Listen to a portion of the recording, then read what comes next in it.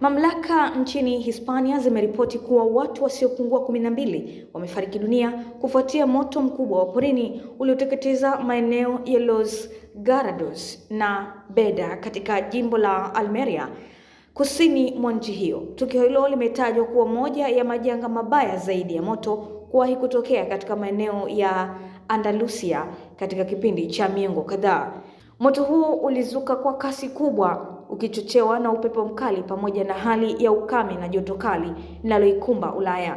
Takriban wazima moto 150 wakisaidiwa na vikosi maalum vya dharura na vifaa vya kijeshi waliendelea na operesheni za kuuzima, huku wakisaka manusura na watu wanaodaiwa kutoweka. Tukio hilo ni janga lisilo na mfano kwa eneo hilo.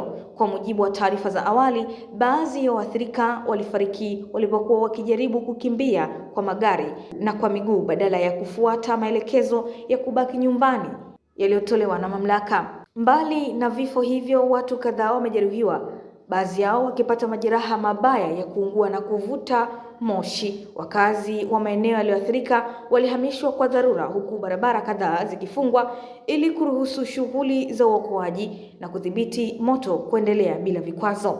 Mamlaka zinaendelea kuchunguza chanzo cha moto huo, ingawa mashuhuda wameelezea kuwa huenda ulisababishwa na waya wa umeme ulioanguka na kuwasha mimea mikavu. Hata hivyo, uchunguzi rasmi bado haujakamilika na hakuna sababu iliyothibitishwa rasmi hadi sasa.